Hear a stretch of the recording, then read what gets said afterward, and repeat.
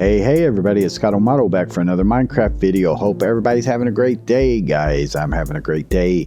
In this video, we're going to look at Modpack loading speeds in Minecraft 1.16.4, okay? And I'm going to use a couple of the biggest packs, one for Forge, all the mods 6, and then one for Fabric, which is all of Fabric 3. Now, you can't really compare these two because all the mods has like 230 something mods, and all of Fabric just has 68 as of right now.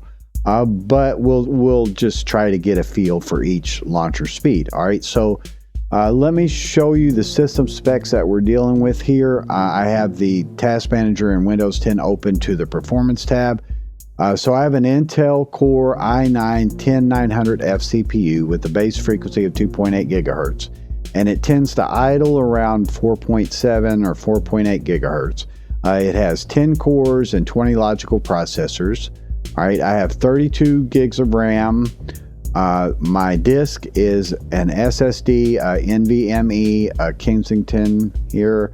And then the GPU, not that it matters for this, is the Nvidia GeForce RTX 3070. So our base performance here, recording with OBS, is around 3% usage on the CPU and Windows background processes and all that kind of stuff, okay? But let's go ahead and try to get a launch going here. I want to open up the edit instance window, and I have a stopwatch down here. I'll try to get over to it as fast as possible, but you know, we're not going to be millisecond accurate. We're probably about a second off or so, or something like that.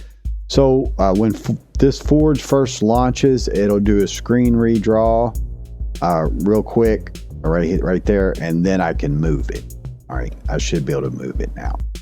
Before, if I moved it, it would just hop right back. So I'm trying to move it into position where we can see the error log going. And we want to switch our graph here to view the logical processors.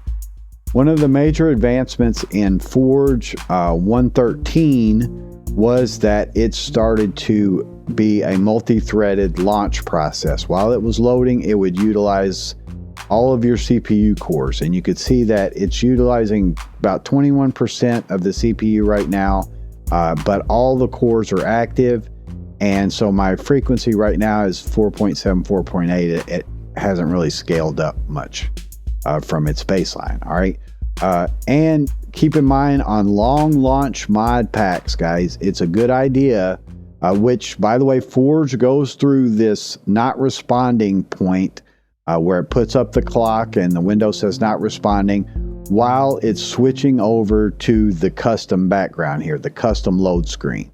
So I feel like that's that custom load screen menu that's doing that. But if you're getting longer launches than I'm getting, then you might feel like it's frozen, but it's not. And as I was saying, that's why it can help to some degree to have the console log open. I'm using MultiMC here, but you could see in the console when there's activity. If you feel like something's frozen, then you can see in the activity. All right, so I'm still using about 16% CPU and scaled to about 4.8 gigahertz, but still generally using quite a number of the cores that are available to me, okay?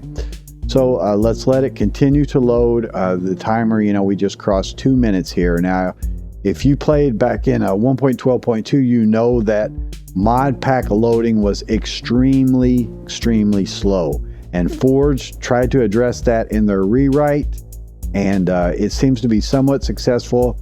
There is another freeze point right here on this particular pack where it switches to the custom menu. All right, there's a custom background menu that it'll switch to, and there's a freeze point for that as well, where it'll do the not responding, put up the clock, and all of that. Now, you can see my utilization on my CPU briefly jumped up to 100% there as well. All right, so 243 around there, so you know, 245, let's just say, in the load time. So that's pretty good for 233 mods, and a lot of that comes from the utilization of the cores.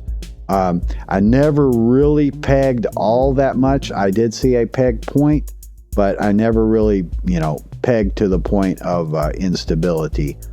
and then the SSD drive makes a difference on that. Okay, so I've given this guy 8 gigs of RAM.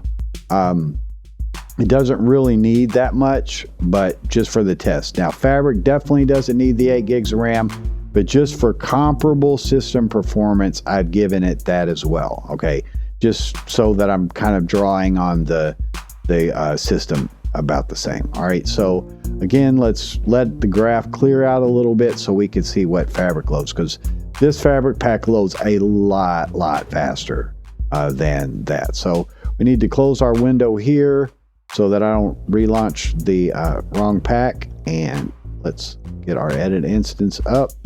All right, here we go. So CPUs are fairly clear, back to a baseline. Let's hit launch and then start. Okay, and again, you can't really truly compare these two as far as the number of mods that are available. All right, but Fabric, I will say in general, loads a lot faster. Let's look at our CPUs a bit. I'm not sure if I can move the window in this one, but I mean, it's already done. So it took 20 seconds, 25 seconds. Let's snap. Yeah, it took about 25 seconds. I mean, we could do another launch just to get a better time since I screwed that one up. You could see it also used a number of the cores. All right, so let's just do another quick launch of that and hope for a better time here. I can set keybinds, but I haven't really been bothered with that yet.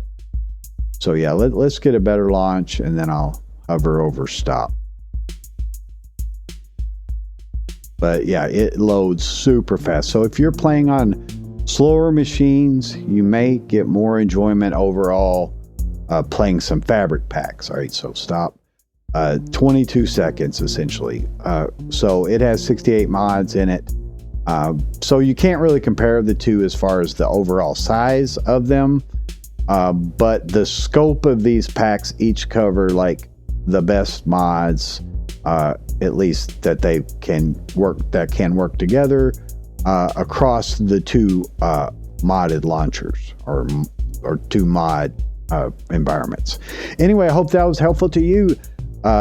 We will do some future videos on looking about how to maybe improve some of this. I want to investigate 1.12 packs and see how the cores and stuff are being utilized in those packs. But in general, I'm getting very good launch times. I mean, 2 minutes, 45 seconds. That's not bad. I can handle that for one of the largest packs out there. So anyway, if you like, leave a like, and comments are always appreciated. And I try to respond to most every comment, or at least give it a heart.